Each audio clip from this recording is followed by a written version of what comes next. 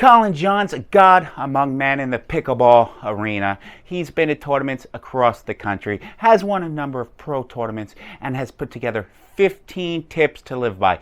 15 things to do to win more tournaments, win more rec play games, and be a better man or woman. Pickleball lovers, don't forget to have a good day and subscribe. Put one extra ball in at all costs. What did you say? I guess make your opponent hit one more shot. That's literally the same thing. It's literally the same thing. You're ruining this segment.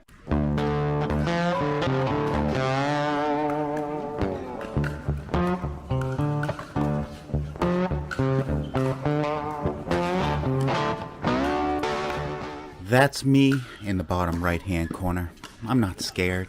I know it looks like I'm on defense, but my partner, Eric, he's a collegiate tennis player, and I know amateurs are going to miss some putaways. I just know it, and these are pretty much 4-5, 5-0, and pro players we're playing, but look, they might not miss those easy ones, right? But they might miss. Collin Johns, Ben Johns' brother, right? He's a pro. He's really good.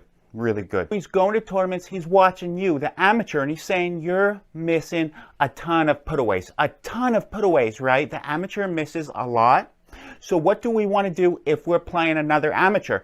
We want to put one more ball in play because they may miss. And that's Collin Johns' point. And who can't resist the sound of a moan from your opponents when you get one more ball in and they miss that overhead? It's music to my ears. It really is. I could have made this video of 3-5 players missing easy putaways, but we all know what that looks like, right? Look at this point. Watch Cliff in the top right-hand corner play defense. He has a white shirt, and he looks like he just woke up. So relaxed. Honestly, that's Cliff Pickleball. #1 station in Orlando. We're good friends. We had one fight, but we're good friends. But look how relaxed he is. One more thing. What does missing a putaway do for you? It gets you down and you lose the momentum if you had it, right? So if you put one more ball in play and your opponents miss it after playing a really, really good point, what's that going to do? It's going to change momentum. Pickleball is truly a game of momentum. And putting one ball in play can change your life. Seriously, it's like buying the Powerball and winning. Cliff is in the bottom left-hand corner. Watch him make his opponents earn the point. Earn the point. Watch what they have to do to win this point. BJ's in the top left-hand corner. He's about to do something incredible. Starts with a B, ends with a T. Can you guess it? It's a burp. But Cliff made him do that to win 1 point. That's pickleball. That's the mentality you want in pickleball. So like Collin says, be proud not to give your opponent an outright winner. We may have lost the battle, but we won't lose the war. I will be your fearless commander. Look at Mark Napotovich. He doesn't give up. Gets a beautiful shot. BJ turns defense into offense. And there's light at the end of the tunnel. And if there's no tunnel, what are we going to do? We're going to make one. We'll go through walls. And look at this point. Look at Mark Napotovich not move out of the way. He is a wall. He won't be denied. He was just denied. Sorry, Mark. I was trying to make you look good. You don't have to be the best strategist. However, you do have to recognize who the best defender and attacker is, because this might be different, and that's his whole point.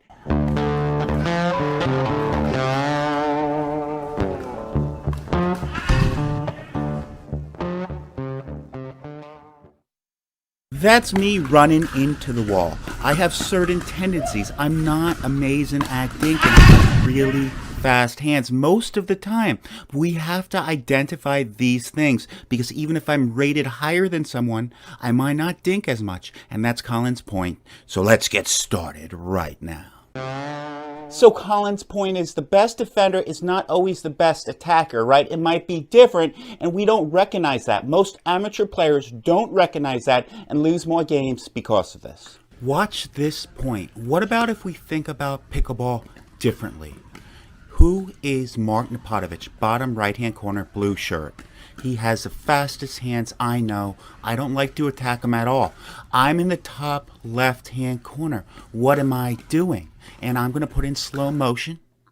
And this is what I'm doing. So Mark has really fast hands. He's returning the ball. I know that. Joe Perez, he's coming from tennis. He was a collegiate tennis player. He has really fast hands. Scott Graves, top right-hand corner. He can drive the ball better than anyone, but he's not, because we know our opponents. Mark hits a misdirection, and we still lose the point. But that's what Mark wanted, right? He was looking to hit his speed up. He doesn't like to dink a lot. He wants to speed the ball up. By identifying the defender and attacker, we can really do our game plan, right? Because if they can really attack, who don't we want to dink to? The really good attacker, right? And vice versa, if we want to attack, who do we want to attack? The worst defender on that side, even if they're a higher rated pickleball player. And that's Collin Johns' point. It's a very good point, Collin. Thank you for being here in my bedroom with me. This is the same game, different villains, right? Watch this point. They still want to speed it up on us. I'm trying to lay back. I'm in the top left-hand corner. I'm working on my resets. It's not working. Scott, top right-hand corner, aggressor, mediocre defender. I'm the worst defender out of this court. I can't reset as good as anyone, right? They know that. They're picking on me. Then they attack Scott. So they're both senior pros. Both aggressive. Both want to speed it up. Interestingly enough, Collin Johns says many times that best defender is that worst attacker, and vice versa. I don't know if I screwed that up. Regardless, try it next time in tournament play near you, or rec play, but I wouldn't target the same person in rec play. People might get upset. These are different situations, same thinking approach. This is me, right? I can really drive. Mark shouldn't have really hit his return to me. They should have hit, the other player. Watch this point. I'm really neutralized. I'm in the bottom right-hand corner. They returned it down the middle, so I couldn't hit my forehand. I should have given it to Brian, right? He has a good drive. But they are playing their opponents, right? They understand every single quality I have. This is a long point. I didn't know it was so long. I'm sorry. And look at this. This is Alejandro. He's in the bottom right-hand corner. He's a shot maker. He's going to go for these shots. You got to defend it, right? That's all I'm saying. That's all I'm saying. You practice for months for this moment. You mortgage your family's future. You missed Tommy's birthday. He just turned 7, your own son. So now's not the time to panic in a pickleball tournament. Call timeout right now.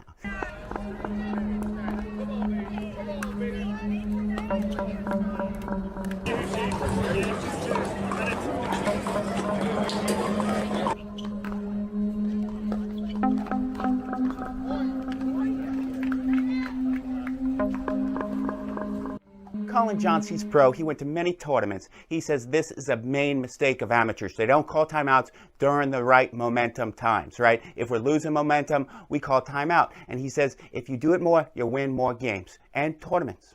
That's me in the far corner. We lost some tough points. I drove all the way to New Jersey for this tournament. It's about 6 months ago. What does Christina tell me in the timeout? Trivia time. You missed a couple drives. They won about 3 or 4 points. Your partner doesn't look good. What do? Do you stop driving the ball? Do you change your tactics immediately? Do you lob it more?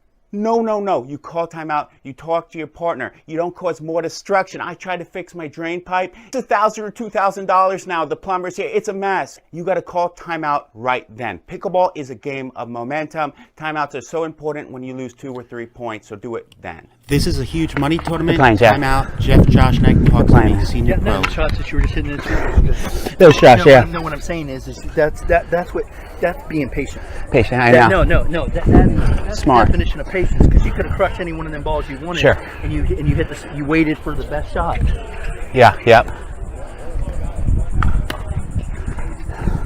Now's not the time to panic. Use timeouts to break momentum or simply catch your breath. Talk to your partner. You don't have to solve the world's problems by yourself. You have a significant other in me. Don't forget you have 2 timeouts a game, so use them or lose them. Then I would suggest drop your paddle on the court, not too hard, it'll break. It will break. This is a tournament, a lot on the line, right? These are the points leading up to the timeout. First one, miscommunication between partners that getting a little upset. Not worth calling a timeout yet, right? Yet. Let's take one more point, see what happens, and this is the conversation you hear in every single tournament I play. I don't know if that's good or bad. I win some tournaments, I lose some tournaments. And then, that taking some time, you can tell the guy in the near court, he's getting a little frustrated, right? Thinking about his last shot, and then he misses another one. And his partner gets upset. He gets upset, and he throws a paddle. Why are timeouts so important? Pickleball is a momentum game. Every time you lose a point, there's more pressure on you or your partner to hit the next ball in. Look, I get it. In a tournament, I miss a shot. I want to hit the next shot in, and then I miss the following shot, and it's snowballing effect. We don't want that snowballing effect. Don't be like me. Have some more patience. Call timeout right now. What do you do at a timeout? It doesn't always have to be about strategy. Talk to your partner. They might be falling apart inside. They really might be. So just say, hey, I really like you. You're still my partner in the future. So let's win this tournament right now. One tip I would suggest if your partner is a little upset with you is just say, I'll give you more forehand middle. It's like giving them a treat. They always like that. Physically, in a timeout, breathe. Drink plenty of water. You're probably dehydrated because it's a long tournament and you have to play a lot of matches, right? After that, we want to talk strategy. Who is a stronger player? Where have they won most of their points this game? What can I do differently? I would say target the weaker player, obviously, right? Who should we speed it up to? Should we lay back? Should we counterpunch? All these things you have to consider.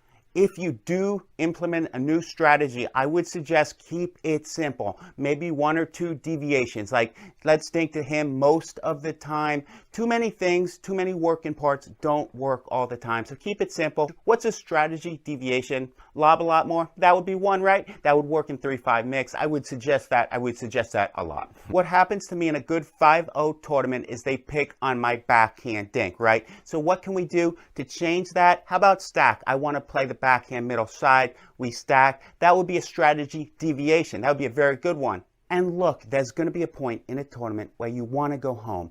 You don't want to be there. You don't think you're good enough. I'm telling you, you are. Let's get a strategy. Let's work it out. Let's win right now. Look to poach that fifth shot after a really good third shot drop by your partner. It's not me saying that. It's Collin Johns. He's a pro, and maybe you should listen. One way to have a good day is to have amazing fifth shot poach, or if your partner's really good, third shot drop. So if you didn't have a good day, it's time to have a good night. Let's strap in and learn how to do a fifth shot poach off a really good third shot drop from your partner. If you see your partner hits a really good third shot drop with lots of topspin, it's sinking a lot, and this causes pop-ups, right? So what are we going to look for? We're going to look for a poach on that fifth shot ball. Take a look right here. This scenario comes up a lot. It really does. And if you know when to look for it, just like in this example, you're going to look better to your friends, I'm telling you. So if your friend hit a beautiful third shot drop, recognize it by pinching middle and doing that. Here is another example. Mark Napatovich is in blue, and watch him because he's doing the same thing BJ just did last point. I mean, imagine if you got home and your significant other just opened the door for you and had dinner made. It doesn't even have to be a good dinner. You just appreciate the effort, but they better have mayonnaise. They better have ketchup. And think of it this way. If you're on the other side of your conversations and your opponent's in a really good third shot drop, what should you do? Concede the kitchen. Don't try to keep them back. We try to keep them back. And that poach in that fifth shot, we just drop middle in the kitchen and concede the dinking battle. Because we're good dinkers. We are. Jonathan should have conceded the kitchen. He should have dinked middle. He has such great reaction times, and he keeps this point going, right? However, take a look at BJ crowd in middle. This gave Mark Napatovich the kill later on in this point. When you do the fifth shot poach, it applies pressure to your opponents. They have a smaller target. They'll make more errors. You'll win more games, and you'll be happier at life. I guarantee this. That's one thing I can guarantee. Or your money back. Try the fifth shot poach when your partner has a really good third shot drop. Don't forget it. Don't forget it. Do you know the difference between singles and doubles? Well, in pickleball, in singles, you have one person. In doubles, you have two people. I think everyone knows that. What is so strategic about this? In pickleball doubles, you could hit it to the weaker player every single time. Literally, almost every single time, except on serve, right? Being on the same page as your partner about where you're dropping, where you're returning is so crucial, or else you'll get made into a human piñata by a beautiful girl. I don't know if that's a bad thing, you know?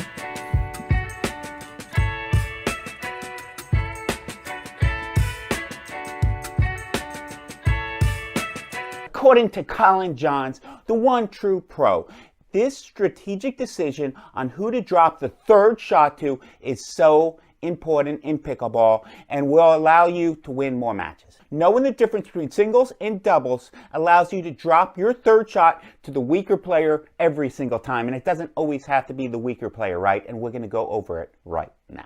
First, let's see what Senior Pro Extraordinaire Scott Moore says about this topic. Go ahead, Scott. The mental toughness begins with believing you can win and you can beat anyone. What you should do always is try to scout your opponent. You give them what they do not want. The bangers, you give softballs, or you lob them, get them out of their game. Also want to decide who you're going to play in a match.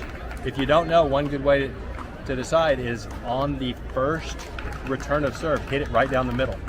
Whoever takes it, you should then start to avoid. They're telling you they're the stronger player. When you go forward, when your opponent gets the third shot, who's going to take the overhead, and those kind of things you should already have discussed way before you ever get on the court.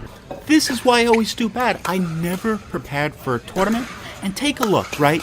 Was there any doubt who would take that overhead in this situation? No. We'll look at it in slow motion, and you'll agree with me. He returns it, and when you return the ball, you should probably return to the person most likely to miss the third shot drop or pop it up. And Danae, she's in the near right-hand corner. She has no doubt that her partner's taken the overhead, right? No doubt at all. Just like Scott Moore said, know this before you're playing in the tournament. I think anyone that's played a tournament knows pickleball is a game of percentages. And if you've been to a casino, you better have a good strategy, or you're going to be bankrupt. Take a look at this drop. It's hung up a little high, right? And look at Danae's positioning. Perfect, right? She knew that her partner was dropping cross court, knew it might be hung up. And if it's hung up, look where she is on the court, because this is where all people should be. All people! And what could have been an impossible reset turns into a routine reset by a very good player. Let's take a look at another point from the same game. Danae returns again to the person in blue. They may be weaker, right? So when you're returning, keep that in mind. Know what player has a stronger drive and the stronger drop, and we'll get to that later in the video. Knowing this and knowing what Collin Johns says about the third shot drop, if we can strategically drop to the same player every single time, or the weaker player, we're going to get more side outs. We're going to lose less points on those crazy forehand rolls because one player might have it, one player doesn't, right? Now, in general, you want your third shot to go to the weaker player, right? Now this is interesting. Take a look at this drop, right? That drop in, because the people on the other side of the court don't have these crazy forehand and backhand rolls, because Cliff Pickleball would have really punished that. This is what Cliff would have done. Take your pens out, write this down. Know whether your opponents have these crazy forehand and backhand rolls. If they do, stay away from them. Go to that opponent. Might help you later in life or later in the day during rec play. Knowing pickleball is so strategic, when we hit the third shot drop or return, because when we're returning, it's almost as important, we want to target the weaker player, right? This is a universal rule, universal. And obviously, whatever player is struggling with that third shot drop, we should return to, correct? However, some situations with anomalies will result. One situation would be if there's a really strong player that has really offensive forehand and backhand rolls, we want to keep him back, right? So if they serve it, we want to return deep to him, so we keep him deep, so we try to pin him to the baseline. It's counterintuitive, but it works. It really does. It really does work. This is me. I return really deep, slice, backhand return to Jamie, who's a stronger player. I return purposely to the stronger player so he wouldn't be able to get to the kitchen and make me look horrible, slow, and no good. Because Jamie is a senior pro, wins every tournament he enters. He seriously does. Also, some pickleball players are really good at shake and baking. Usually the tennis players coming into pickleball with those crazy carbon fiber paddles. So even if you're returning to your opponent with a more reliable drop, it's okay, because we don't want them driving and shake and baking because our reactions might not be there. So that's one scenario. I'm in the top left-hand corner, just served, and I want this, right? I want to drive. I think I'm faster than Louis, and I want to make him pay. I feel that even though David is a better dropper, they should have went to David, because I can do some serious damage, because I'm a banger, I can shake and bake, and that's what I want to do. Seriously. And along these lines, if your team has really fast reaction times, we want to return to the driver, right? Because we want some quick side outs. They drive, we can put it away quickly because we can handle those. So it depends what type of player you are. Heather and Jamie both have extremely good reaction times. They want me to drive, they return to the driver, and they get what they want, right? I feel this is a perfect illustration of going to the driver, right? They go to me, they know exactly what I'm going to do, they want me to speed it up, they play into my hand. It is really important to communicate your third shot and return strategies with your partner throughout the match. You can change it in timeouts, but communication is key, especially if you want the goal. The key is staying disciplined. If you see your opponent has another weakness throughout the match, you can change strategies, but you and your partner need to be on the same page. One other thing you can do is to lob that third shot. Lob that third shot, see who takes the overhead, right? Because lots of times the person that takes the overhead is the alpha in the relationship. You see the third shot lob used in pickleball more and more. What I would suggest you to do in a tournament, lob that first one right down the middle, see who takes it. Scott Moore suggested this as well. I mean, I have a lot of really stupid ideas, but Scott Moore suggested this. Collin Johns is saying to do it once in a while, and I think this is overkill. I think this point's overkill. But what I'm saying is try it once or twice, not like forever. This point is so boring.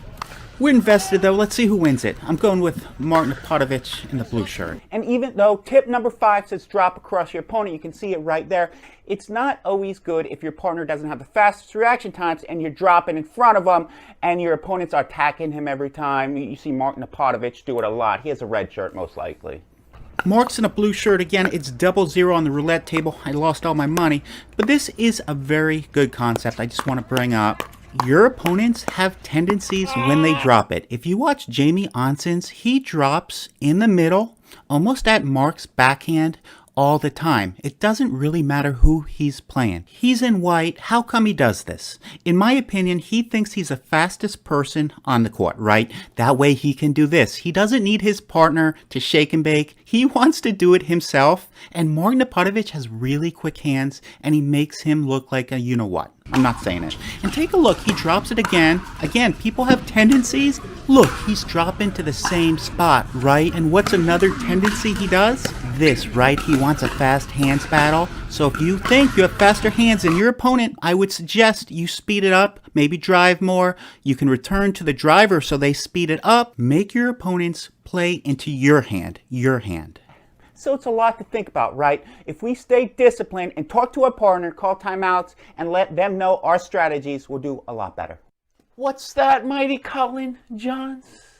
Ye who uses the downward angle will win the firefight most of the time. Collin Johns is going around watching tournaments, especially 3, 3-5, 4-0, 4-5 play, and he's saying people are not using the downward angle just like in this point, right? Because we're having a crazy firefight. But we could have won this point so much sooner or lost this point so much sooner, right? What defense? Like, Sam and Octavia playing out of their mind. But are they really playing out of that mind? And this is a Collin Johns tip because, look, I have him moving back. I'm in blue. I should have kept hitting at his feet in a downward motion. And I don't have to kill the ball because sometimes letting gravity bring it down a little more at his feet is a lot more effective. It really is. The law of the downward angle in pickleball. Ye who angles his paddle downward during a firefight will have a higher percentage chance to win the point. Angle your paddle downward at the toes. Take a little off it. Let it sink. You'll win the point more. Thank you, Collin. Thank you so much. Firefights are usually prolonged longer than necessary because people are trying to show that stronger, right? So they're prioritizing power over control. And if we can aim it down at the feet, the downward angle rule, you're going to win the point more often and end the point sooner. Yes, you are. Here's a really good example of why you shouldn't swing too hard You're right using there. the downward angle rule. I was right there. I did hit in a downward angle somewhat, right? But I swung. If I would have blocked it more, the gravity would have had a little more time to take it down. This would have given me a little more time to prepare for my forehand middle, which I was looking for in the first place. And take a look at this. Why does Gabino pop it up, right? Because that's the rule. We should know when David's attacking, the angle of Gabino's paddle should be higher above the net, angled slightly lower from David's attack point. And I have a really good example. He's an instructor in Utah. You're ready. Actually, you're ready depending on what he's doing, right? You're actually going to be right over here, right? I got my paddle up here. Yeah. Up here. Because if he hits it up, I want to be able to punch it down in his knee. If my paddle's here like this and he hits it, up, I have to go back up and then back down. So now if he hits it quick, I'm like this, right? And then I end up popping it up. But if my paddle's already up, boom, right there. See, that's exactly what that guy was saying. Exactly. Thus, if we prioritize control, angling that paddle down at the feet, over power, we're going to win more firefights because we're using the downward angle rule. And although it doesn't feel as good as nailing your opponent right in the chest and screaming something you might regret later, how about we win the point by angling our paddle down, right? Law of the downward angle. And stick with me now, because if we do this, change our paddle angle to this, they're going to have to change that paddle angle to that. It's coming at that feet. That's still going to be swinging hard. And if we let that go, it's going out most of the time. Most of the time that's going out. So we need to let more out balls go. We'll go back to rule number 2, I think. Never hit out balls? And take a look at the man in the top left-hand corner. He's in white. He attacks perfectly. Right? He's aiming those balls at the person's feet. I know he didn't win this point, but how many points of these do you expect him to lose? 2 out of 10, 3 out of 10. My point exactly. If you're attacking right, you got to keep attacking right. He's going low, slower at the feet. I picked this because look how many amazing shots Mark Napatovich has to hit to stay in this point. It is not highly likely they win. Here's another point. Collin Johns is not telling us to crush it at the person's feet like the person in yellow's doing. Take a look at what Mark just did to win the point. Here it is, right? The person in yellow is really crushing it. Sometimes it's easier to block at the feet when you're crushing it at that feet. Look what Mark did. Look how he used gravity to take this ball down, right? The ball's still sinking, and it's tougher for Scott to identify where the ball is going to land, thus making it tougher to get back in the court. Collin Johns, pickleball tip number 9. If you have a confident and aggressive serve, go for it. Try to get some easy points in the tournament, but don't miss. This is a cardinal rule. Don't miss your serve. Collin Johns understands the serve is the one thing you can control in pickleball to be more offensive and to put the other team on defense. So why baby it in? All pickleball players, please do not baby your serve in on Wednesdays, Thursdays, Fridays, Saturdays, Sundays, Mondays, or Tuesdays. That doesn't leave you any other days to baby your serve in, so go for it. Look, I say that half jokingly, right? Because if you're going for a hard serve, you're going to miss some. But what Collin Johns is saying is, go for your serves if it's working. Because pickleball is a game of runs, right? You might win 5, 6, 7 points, and you might lose 4 or 5 points. That's why taking timeouts in tournaments is so important, right? Now, the spin serve is banned for 2023. Ethan's doing it, but he still has a huge traditional serve. He really does. So what should he do in tournaments? Collin Johns says, if you have a confident and aggressive serve, see if you can get a few return errors or setups by hitting your serve aggressively. And that's what Ethan's doing, right? He's getting easy points. Now, keep in mind, if Ethan wasn't getting easy points, Collin Johns would say, stop! If you are not winning a substantial number of points with your serve, do not continue to throw away points with your serve. It's like Fight Club. To clarify, he's saying if you miss 1 or 2 serves and you're winning 3 or 4 points on your serve, keep going for it. But if you're not, don't. Collin Johns goes on to say, look, if it's not working, just get your serve in and get into the point. But he's saying, if you have a big serve, use it, see if it's working. If it's not, you can always dial it back. The other cardinal sin, missing a return, don't do that. But it's the same concept, right? You're going for your return, you're going hard, but if you're not making all of them, maybe take a little off. Take a little off, right? Ethan missed a serve, he hit it too hard, and he takes a little off. It's going to come up, right? But should he? And that's my point. Ethan has such a huge serve. Should he ever take some off? Because this is what happens. He gets a really deep return, right? And he does okay handling it. But look, he has this huge serve. He gets free points most of the time. So keep going for it. That's what Collin Johns says. Don't let 1 or 2 missed serves stop you from playing your game. And that's the main point of the segment, peoples. This is me in the top right-hand corner. I serve not super deep, but it has pace, and I get enough out of it, right? I get enough out of it. I'm not trying for an ace. What I'm trying for is a short ball that I can drive, that's shallow in the court, that I can get the advantage. Because getting the advantage in pickleball is what I need to do. It's what you need to do. Do you feel like a reset master? I'm looking in the background. I'm like, no, at resets, I really do. And honestly, most amateurs do too. I think you do. Maybe you don't, but again, I think you lose some points in tournaments on resets. This tip is going to blow your mind, and this is what you don't want to do when you're resetting, right? Your partner gets mad, everyone gets upset, everyone's going to leave you.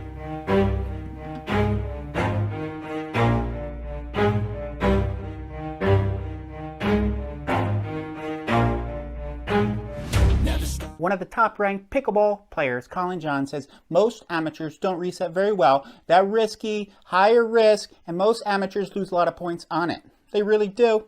This is an incredible reset tip by Collin Johns. When I read this, I'm like, I have to look at film and see if he's correct. This is the tip. He says reset lower and deeper opposed to higher and shorter or shallower in the court because you miss more balls when you try to be too precise. If you try to be too precise, too cute on your resets, you're going to miss more. That's right, Twinkle Toes. No one calls me Twinkle Toes. Collin Johns is saying resetting lower, like this in this example, super slow motion, opposed to trying to go higher and making it perfect. Perfection is the enemy of progress, after all. This is the exact shot Collin Johns is talking about. There's different iterations of it throughout the video, but this is it. Gabin on the top right-hand corner, it's a beautiful reset, low, may go deeper in the court, right? But it's effective and it wins the point. Here it is one more time. This concept is extremely important and the video will build on it, so keep this in mind. Joey, keep going. I think we're doing well. Why does Collin Johns say to reset lower and deeper in the court opposed to shallow and high? Because less can go wrong. Take a look at the first reset. Decent, right? Second one's a little higher, kind of get into trouble. Another way to explain it is it's almost like a half drive at 60% instead of a super high reset. Now on the pro level, they do reset higher and shallower in the court, but keep in mind, pros have amazing rolls. Backhand and forehand rolls are deadly. They're really deadly. And think about this. Should an amateur player reach and hit a reset from waist or knee level, or should they let it bounce and hit more of a line drive? Because they can win more points by hitting a low line drive, according to Collin Johns. Collin Johns is in the top right-hand corner in the blue shirt. Look at those professional resets. Beautiful, right? But that's not exactly what he's saying to do. He's saying this is a perfect reset. He practices, what? 3-4 hours a day. Amateur players are not going to get to do this, so this is why he's saying don't try to hit this perfect reset every single time. Don't do it. When he's going around tournaments watching amateur matches, he's saying that losing more points when you do this opposed to doing this. And take a look. It's lower and deeper, right? It doesn't have to land exactly in the kitchen. I know that one does. But look at these speed ups and look how that's speeding it up, not trying to hit this perfect reset every single time. I think this whole point is a really good example. Take a look at it, right? Low and deeper The main reason Collin Johns is saying to reset lower and deeper is because amateur players don't have that crazy good forehand and backhand roll to really punish you, right? So that's why he says to do it. Pros do. Hit more resets as conservative line drive rather than trying to hit a perfect reset high and shallow in the kitchen, because you miss more of those. And you'll hit less floaters, right? They won't kill you or your partner, and your partner won't be mad at you. And the point will continue more often than not. It really would. It will. What's an example of a perfect reset? Not that, right? But he's trying to hit a perfect reset. Take a look. He's trying to hit a perfect reset. The first one's decent, right? And then the man in the top right-hand corner tries to hit it too high and shallow in the court like a pro, and he's not. Let's face it, if we're not pros, we're not drilling several hours a day. We're not going to be perfect, so why try to be perfect in a tournament, right? And like Collin Johns said before, most amateur players aren't going to have the crazy forehand and backhand rolls with that crazy spin like Cliff Pickleball, right? Hey, Cliff. Cliff Pickleball, #1 station in Orlando, and he has a beautiful backhand roll to really punish people, and most people don't have this. This wasn't a bad drop or reset, whatever you want to call it, but Cliff has that beautiful backhand flick or roll to really punish people. Heather gets in trouble. She tries to hit the reset a little too high, and now it's more defense, right? But here it is one more time. Most people, most amateur players don't have that shot. Collin Johns is saying, look, you don't have to be perfect. Twinkle toes. As their number called, and look, this is Collin Johns, blue shirt again. He's trying to be perfect with that reset. And look, he makes a mistake. Just like my mama always said, everyone poops. So it's probably a good idea to optimize your game against other amateurs, because you'll probably be playing them in a tournament. I'm just guessing, unless you're a pro. Because look at David now. He's a 5-0, but he doesn't have those crazy topspin attacks from below the net. He doesn't. David, you don't. So what do? We just keep the ball a little lower so it won't go high, so they don't put it away all the time, because we're not going to be perfect. David now is one thing, but he's not perfect. That's not the thing he is. And he doesn't have an amazing roll like professionals, so no need to hit a beautiful reset. And that's my point. Actually, it's Collin Johns' point, really. Yeah, not mine.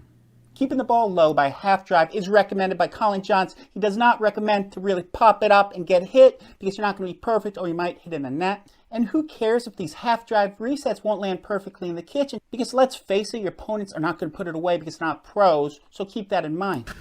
Take a look at some points and some resets and drops, and look, Mark makes an easy miss on that, right? Here's another point. Mark, who's in the white shirt, tries to be too cute. This is what Collin Johns is saying, people. Here's another one. Scott, not trying to be perfect. More low line drive resets opposed to those high resets. Here's another one. Edward Perez. That's just a beautiful reset from a beautiful man. It's safer. It really is. The point's going to go on longer. You'll have a higher percentage to win these points because you're not trying to hit perfect resets like your opponents. Your opponents are probably going to miss. They're probably going to miss. I swear they're probably going to miss. Maybe take a look at this point, because they might miss. And take a look. Those high resets, you don't see any of them, right? They stay in the point, and Mark misses. He's in the blue shirt. He's not wearing his red shirt. I don't know what happened. Maybe his watch broke. Nice low reset by Alexandra. And here's a beautiful example of a lower reset slash drop, but they're getting into the point. They're not giving their opponents a chance to crush them, and they get a body shot. And who is that girl? Danae, another one. She's just pretty incredible. And she's not hitting those higher resets. She keeps it pretty low, 60% reset, and they win that point as well. And those half drives will allow you to get to the kitchen line. So it does its trick. You might have to hit a couple more of them because you're not hitting those high resets that give you more time to get to the kitchen. Pickleball tip number 7 from Collin Johns. Lob very much, lobbed often.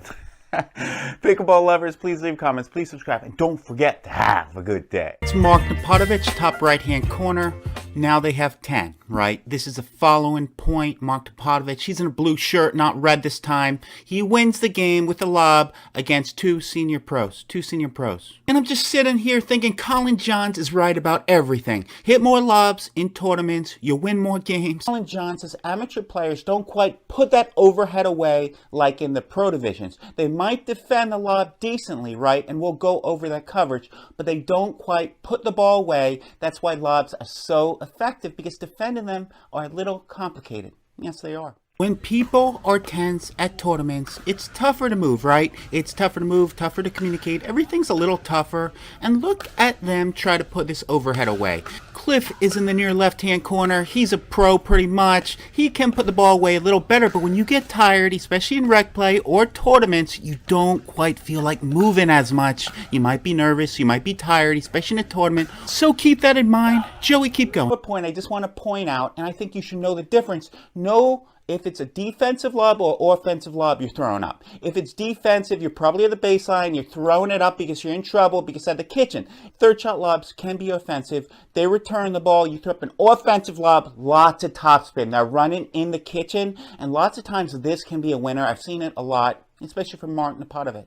The other time you can hit a really good offensive lob, and it might be a winner, is if you're both at the kitchen. Everyone's at the kitchen, and you pretend to disguise it as a dink. You really accelerate up quickly and hit cross court. And if you hit cross court with this, it might really confuse them, just like hitting cross court in regular play. This is an offensive lob, right? Take a look. Everyone will be at the kitchen, and he disguises that as a dead dink, offensive lob. And again, is that the right play? A third shot drop works so much more effective than a drive in this circumstance. No need to be a hero, but would you still love me if my name wasn't Superman? This is another offensive lob and a beautiful cover, right? If you're trying to cover, this is pretty much textbook. So take a look, right? Beautiful offensive lob, great cover, right? Beautiful cover. Now the person in white in the top right-hand corner had the head of steam, so he could have covered that. But again, with lob coverage, it's what your partner feels comfortable with, right? He feels comfortable hitting that backhand drop, and most people don't. So that's what you have to keep in mind. Another one, this is more defensive, right? Defensive lob coverage. But keep in mind, if it's a very tough overhead, it might be going out, right? Like that ball? Like that ball? What good examples, Joey?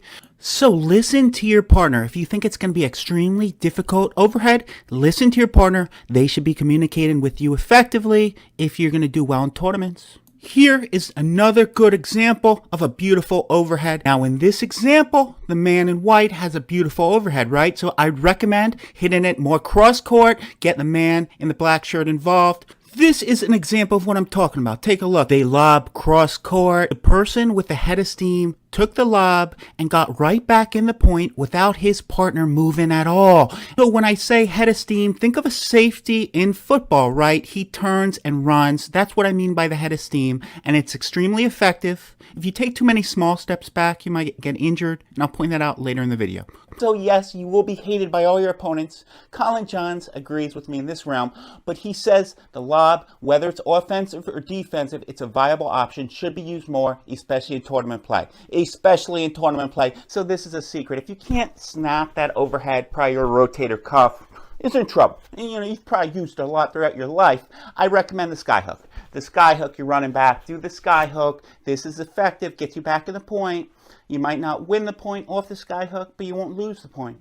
This sky hook is so effective. Mark Napotovich just hit it there. He's in the red shirt. And take a look. Lydia's going to hit this later in the point. The sky hook is so effective, tough to get injured, and it's still a viable option.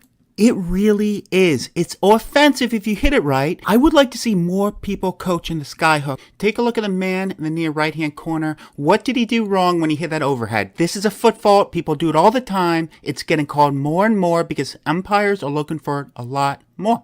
One more thing, if you fake an Ernie, it causes a lob. It's scientifically proven. I've watched so many videos. It is true. So if you have good overhead, fake an Ernie, tell your partner to look for that overhead. It happens all the time. It really does. If you're running back and you need to scissor kick then, but like Mark says, if you scissor kick close to the kitchen, what do you do instead? You really, right?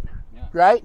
We don't want a scissor kick in that situation. Do the Pete Sampras overhead. If you're close to that kitchen line, Don't scissor kick. If you're anywhere else on the court, it works, right? So what do you do if you're right next to that kitchen line? The rich, lively. And this is what you do. See that offhand, that left hand? See how he stays balanced with it? And look at his feet, right? He's not moving his feet. He's using that left hand like it's on a shelf. And this is why you don't take too many small steps. I told you I'd show you. That's Martin Johnston. He was okay. But don't take too many small steps. That's why I coach at Head of Steam. I think it's a lot safer. Collin Johns, tip number 6, drive middle or sideline. Don't drive cross court. Don't do it. You won't have a good day if your partner's driving cross court for many reasons. First of all, when you drive cross court, you open too many angles up, right? Second of all, take a look at the Waters. That driving, Anna Lee Waters is pinching middle, right? Because she knows where the ball's going. They're almost forming a wall. And many times to the backhand, that'll be an easy pop-up. So she is looking for that. When you drive to that backhand, you get easy pop-ups. You really do. Go ahead, Joey. So Collin Johns says don't drive cross court. Why does he say this? There's a number of reasons. For one, you open up way too many angles for your opponents. Way too many angles. This is such a good example. Ed Perez is in green, just drove down the line at the person's backhand. Let's see that in slow motion. Look at how tough of a shot that is, right? Could have been popped up. David's ready, and they get into the kitchen because that's what they want to do. But look, down the line at the person's backhand, David knows exactly where Ed's hitting it. Joey, what else do we need? 2, you want to drive at your opponent's backhand. It's a general rule. They can't do as much with the backhand. They can put away the forehand a lot easier. Now, hear me out. If you drive cross court, you are driving at one of your opponent's forehand, right? One of them, because you're driving cross court and you open up so many angles. Go back to number 1. Take a look at these 2 points because this is such a good example of going to the person's backhand and getting an easy point. When I go to the person's backhand, I don't want to swing too hard. I want to make it sink, right? Make it sink, make it move left to right even. And if I'm hitting too hard, it's going to come back too hard. So think about that. And that's another example of hitting to the person's backhand and getting an easy point. I like that word, easy points. And that's what you get when you handcuff them, go to that backhand, make it sink. And if you miss your spot, it's okay. It's okay because it's on that backhand. It's scientifically proven tougher to put a backhand volley away than a forehand. I've done research. 3, if your partner is shaking bacon and you're driving at the baseline, that pinch in middle in the kitchen, right? If that pinch in middle, they want to face your opponent, you're driving this way. If you drive cross court, you open up way too many angles and they'll be in trouble. Go back to 1. This happened yesterday. And take a look. I'm going at David's forehand. Why am I doing it? Because they are stacking. I see him running, and this is another viable option if your partners are stacking. One more thing. Take a look at Eric. He's in the near right-hand corner. Pro tennis player pretty much, right? He's going to be pro, but he's not pinching middle. If you see your partner is driving, pinch middle because he would get some easy points. Collin Johns, pickleball tip number 5, drop cross court, not middle. Many points are given up easily to the returning team because it's dropped right down the middle. Undoubtedly, the third shot drop is one of the most important shots in pickleball. So why don't we think about this shot differently? And that's what we're going to do this segment. Let's re-look at this point. Look at it in slow motion. I think that's what that means. We have Lee Waters dropping. Why did she drop middle? She popped it up a little, which isn't a big deal if she was dropping cross court to that backhand, but she dropped middle. Everyone's looking for forehand middle, right? You hear forehand middle a lot, and that's what we have to think about. Go ahead, Joey. Now hear me out. The person on the left are forehand middle, right? They have the forehand middle. They're always looking for that, right? So if they're always looking for that, what's a good place to drop? That low backhand, right? That low backhand is the key. And that's what Collin Johns is saying. The forehand middle is always going to be the aggressor. So drop low to that backhand, cross court. That's your key to get into the kitchen. If you have a Wonka bar, you open it up, that's your golden ticket. That shot right there by Mark Napotovich. Let's look at it in slow motion. Mark is in the top right-hand corner. Look at him hit the bottom of that ball, cross court. And let's see it one more time. Look how he prepares, right? He's going off that right foot, he's pushing off a little, and he has a nice loose wrist. Same thing, Scott, he drops beautifully cross court, and look at that ball sink. I know it looks simple, but he's putting backspin on that. That's a CX14 gearbox, and he's really playing the odds, because this is what this segment's about, right? Go ahead, Joey. Now, I'm not saying to throw out tip number 4, and you can look at it right there from Collin Johns, regress towards the middle. But this is a little different because we're approached than that, right? It's like the spelling tip, I before E, except after C. But sometimes after C, you do need an E. I don't know. Furthermore, dropping heavy topspin cross court may get your opponents to either pop it up, right? We saw that. Or it might get your opponents to really go after it with that backhand roll. But with that heavy topspin in the wind while it's sinking, it's very tough to get the proper weight distribution. You really have to move your feet. If it's windy, that might affect it too, and that might make a lot of errors on that backhand roll. I'm sure you see it in rec play all the time. I'm sure you do. When you're in rec play, practice this shot. Again, people tend to go for a little more on that backhand because they know if they pop it up going cross court, they're going to be in trouble, right? Take a look at Yanni. He's in the near left-hand corner, hits a beautiful drop. And what happens? Don't you see that a ton? You see the person try to hit a backhand roll and they miss it? That's a number of reasons. If you're outside the wind, there's a ton of topspin on that drop, and you're making your opponent stay balanced. Take a look at this one. What did Alexandro do wrong? Not a ton. Look, he tried to drop down the middle. He's on the right side now, right? So it's a little different. Joey, what should we do? Now if we're on that right side and we're dropping, if we drop cross court, it's going to that forehand, which is a play we can do. Now there's 2 disadvantages if we drop straight in front of us cross court at the opponent's backhand. What are they? 1, you have less space to work with. It's a little higher on that side opposed to the middle, but you can do it. You see the Waters do it all the time. 2, your opponents can go for that Ernie if you really screw up. So if you're dropping directly in front of you and you don't hit the best drop, they can jump the kitchen and hit a good shot. They can really hit a good shot. So this is exactly what we don't want to do. We don't want to pop up that third shot drop in the middle. Right, Sam? I'm always tough on Sam. Now, Mark's on the right side now, right? You can drop that ball cross court on the right side. They still might miss that forehand, and it's a viable play. But what are some other things you might want to do?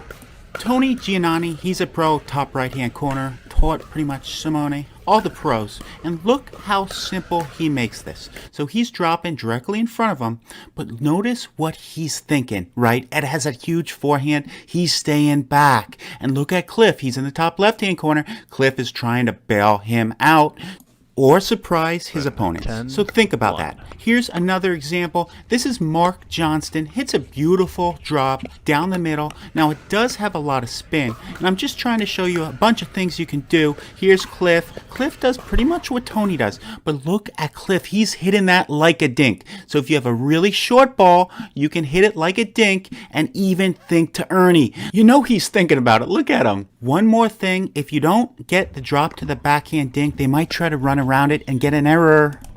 One more option you could do is drive that first ball, drop that second ball at the person who's backhand middle, drop it at that backhand. So forehand middle, it's a little tougher for them to get because you drove the first one, you get a little closer, you drop that right at your opponent's backhand, middle, backhand.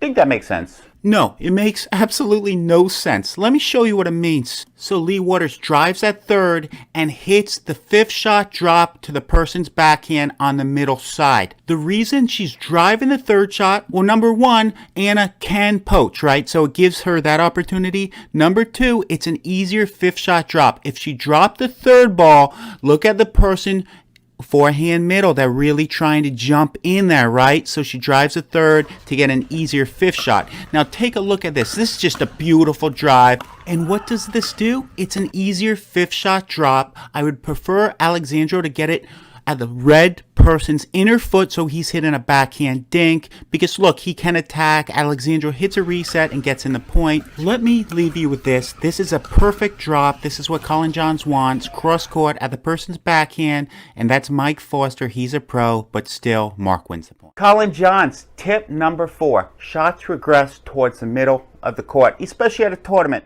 Would you still love me if my name wasn't Joe Perez? He's in the near left-hand corner. Did he try for too much with that backhand roll down the line? Did he try for too much? Because that's what Collin Johns is saying when you're nervous at a tournament. Take a look at this point.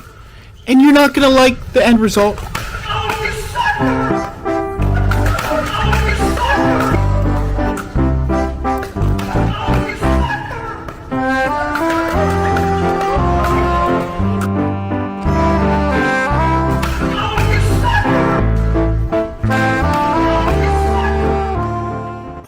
feels so good when we hit that incredible shot, right? But Collin Johns, he's a pro. He's been to countless tournaments and points out what amateurs do wrong. Collin Johns is saying shots regress towards the middle of the court in tournament play, especially because ball control is somewhat limited between the 3, 3-5, and 4-0 players, right? But even if you're 4-5, well, you have a higher probability if you play middle more.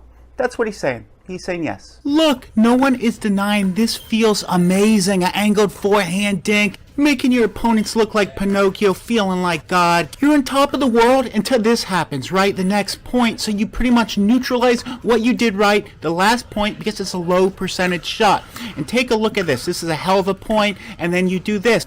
So maybe it's not time to always be a hero. Sometimes it's good. Collin Johns is saying you're not going to consistently win points on the sideline. Better to play middle. And if you're not sure where the ball's going, guess middle. It's going to win you some points. It's going to come middle the most. One more thing. By guessing middle, you're making your opponent go out wide, right? This is a lower probability shot, and you might win more games. You might very well win more games. If I pop that dink up, I always guess middle. Try it in rec play, it works. And this is another example of going for broke on a point. It's a heck of a point, right? Take a look at Alexandro, top left-hand corner, hits a beautiful shot. Lucky. He would tell you that himself. Brian can hit the shot. He has that shot in his repertoire.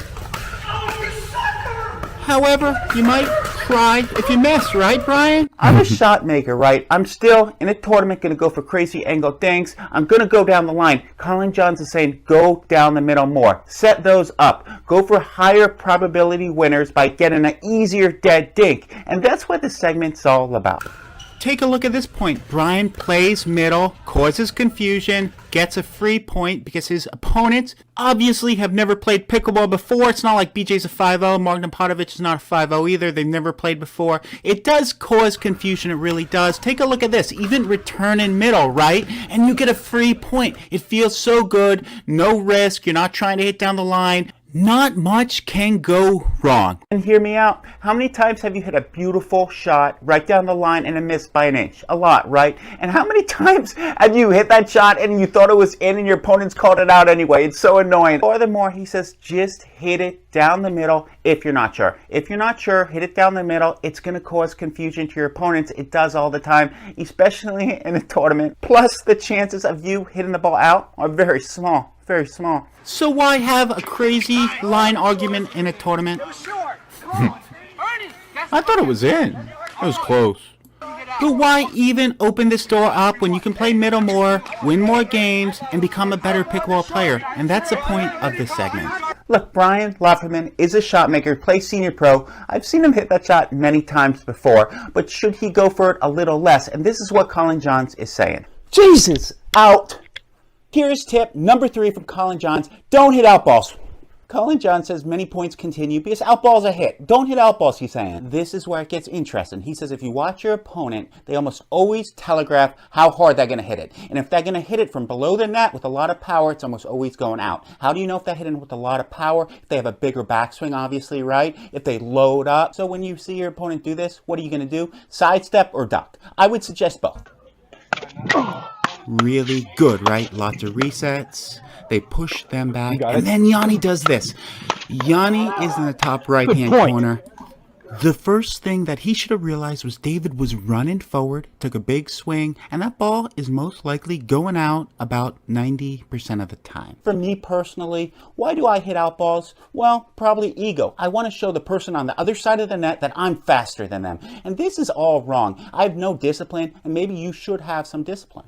This is me playing Kyle Yates. Well, that's actually Kyle Yates. And look, he hit an out ball. I swung really hard, right? There's a number of tells. Keep this in mind. The first game, I hardly hit any speed ups at all. Since they hit out balls, it was 11-7 the second game. A drill you could do with any pickleball player, and it's very effective, is this. One person be at the baseline, the other person at the kitchen. Have them hit drives at you for 2 or 3 minutes. Don't hit any of them. Watch where they land. By doing this, you'll get a better concept of where the ball's going at that pace and spin. Next, only hit the balls that you're positive are in. If you think they might go out, let them go and see where they land. Upsets in pickleball can happen if you are disciplined and not do that. I'm sorry, Yanni, I'm really calling you out, but I'm just doing it to make you a better man.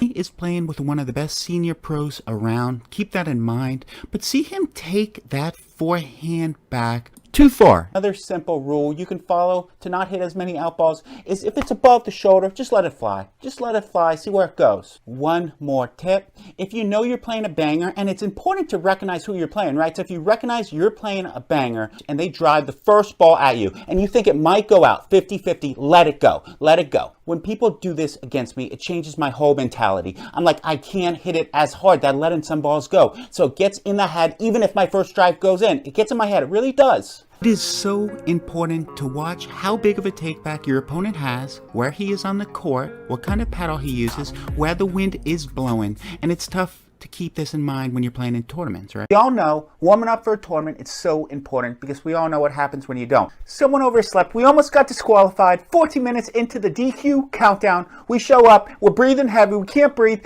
Look at the points. It's horrible. Now count how many dinks there are on these points. I know, not many dinks. That's my point exactly.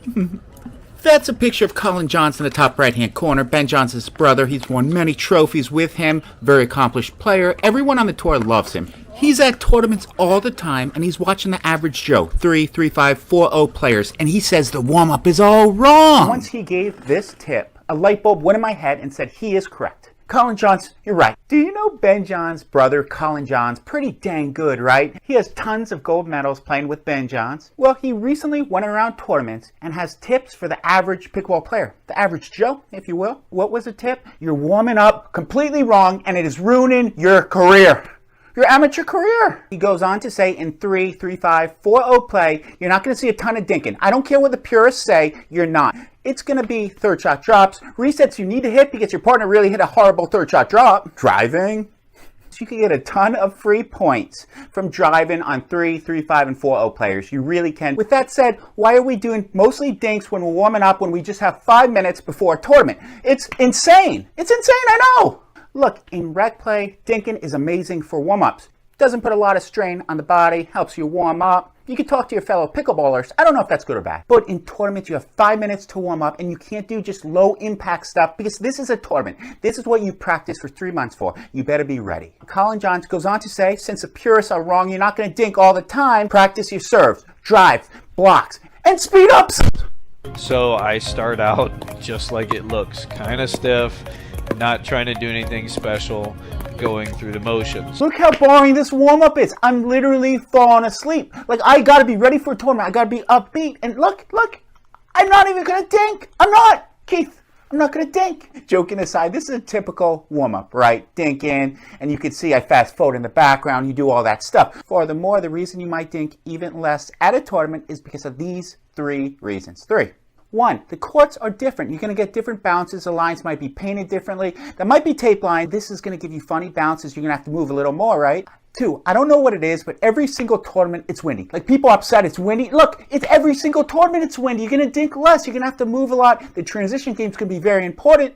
3, the surroundings are different. The audience is watching. You're going to get nervous. You're going to be tight like my jeans. I need new ones. What am I doing? And what are you doing warming up for a tournament by dinking? Seriously, let's do it differently this time. When you have 5 minutes to warm up on the pickleball court, you better be all warmed up. All warmed up. We need to practice our transition game more on the warm-up, period. Let's practice serves and returns really quick. Resets, speed-ups, awkward shots. Have your partner hit some awkward shots to you when you're in the middle of the court. Practice fast hands, block in. Have your partner go at you really quick, then you can go at him quick, practice blocking, and then go at each other. Just have fun. And this is a secret, seriously, a secret that really works if I can do it at a tournament. When can I do it? If I'm playing at 8 a.m., I show up at 7:15 a.m. or earlier, and I play a full game with my partner against opponents, probably not in the same division. By doing this, I'm not going to play that crap first game like I always play. Don't you always play a crap first game because we don't warm up right? We don't. You all know Collin Johns, right?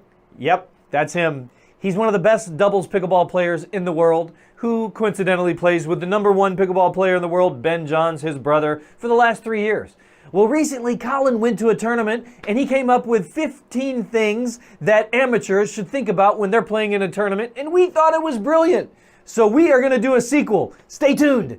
Hello, my name is Keith Valentine. I am the Pickleball Pirate, and let's get right into the advice. So, I have played a lot of tournaments. I've played about 20 over the last 5 years. Well, maybe not a lot compared to a lot of tournament players, but what I have noticed in these events is I was very ill prepared. So let's talk about what you do to maximize your success when playing in a pickleball tournament. So first, we got to talk about preparation.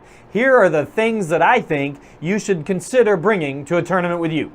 Lots of water, a cooler with ice, something that provides you shade, like an umbrella, sunscreen, electrolytes, change of clothes, change of socks, multiple wristbands, light snacks like protein bars, bananas, nuts, hat with a brim maybe, extra socks, and extra socks. I change socks between every single mat. Don't forget your therapist. Trust me, you'll thank me later. Hey, we think it makes sense, especially if this kind of preparation helps you play the best tournament ever. So, let's get into more details, shall we? One of the biggest factors when you're playing tournament play is to stay hydrated. And the problem with normal water bottles like these water bottles don't keep the water cold in the heat. So you need to not use these types of water bottles and use a good insulated one like my big Selkirk here. This is an insulated water bottle. It will keep the water cold and keep you hydrated all day. We cannot stress the importance enough of staying hydrated. So get 1, 2, 3, how many ever water bottles you need to stay hydrated with you while you're playing these games. By the way, all of the stuff I'm showing you today is down below in the description. You can purchase it from our store, and that will help support our channel, which will help us bring more of this great content to you. You see, the thing about Collin Johns is he's a really young dude, and I'm sure sitting on the ground is not that hard for him. But you know what? Let's face it. I don't want to sit on the ground all the time. 1, because of the bugs. 2, because my butt could get dirty, and I don't want my butt to get dirty. Probably you don't either. But you know what? It's not comfortable getting up and down from being on the ground. So what do? Well, the big chairs that we carry are very clunky. They're very much an extra thing to carry, and I've got plenty of stuff in my bag and plenty of stuff I need to carry. So enter the Click chair. Look at this thing. It is just as small as my water bottle, and look how easy this thing is to set up. I'm just going to pop it here. I'm going to unfold it, and you're going to just click it, and hence the name. Click, click, click, and click. Look at this. Look how easy this chair is to set up. Oh, and now I can just sit back and lean back and watch my pickleball. The thing I like about it is it also has got a little bit of swivel. I didn't like this at first, but now that I'm realizing you can really relax and just get yourself situated, kind of sink into it, and just let yourself lean back and relax. I mean, I could just maybe fall asleep right here in this nice comfy chair. No. Anyway, but I love this chair. Super comfy. It's right in our store. You can click in the description below, and we have these chairs for you. These are amazing, amazing tools. And I'm sorry, Collin Johns, I'm not as young as you. My old bones needs a nice place to put my booty. Cramping is also a huge problem for people that are playing pickleball, especially in Florida where, you know what?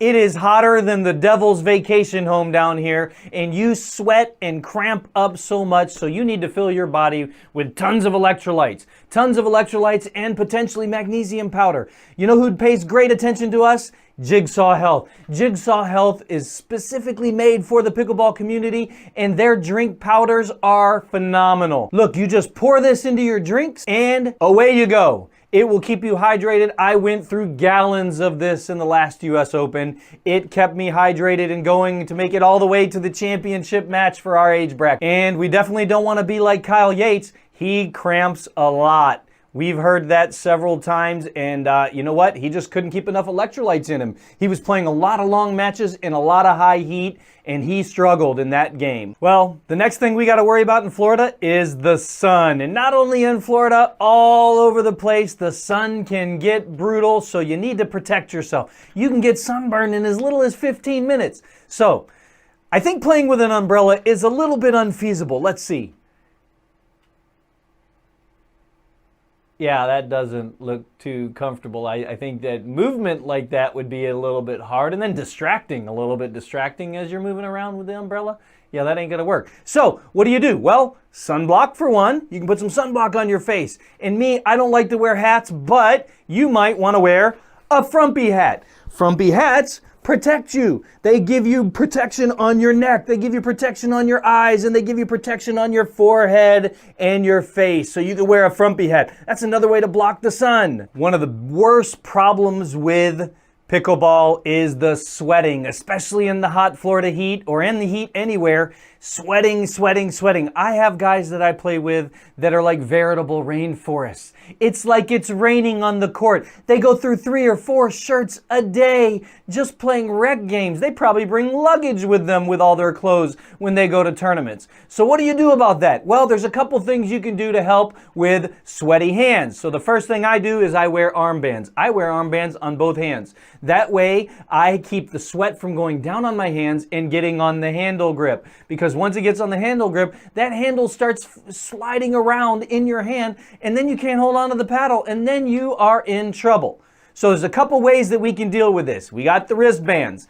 We also have our towel. We got to have a towel so we can dry off, and now that's becoming more prevalent, almost like tennis, where they're taking towel breaks all the time. But when you're playing for money or you're playing for just pride, you want to be able to hold on the paddle, so towels are very important. So when your hands get wet, you can't hold on to the paddle, so that's where we come in with the Gamma Tacky towel. So this towel is a cheesecloth that has tacky substance on it that you take and you wrap around your handle when your hand get wet.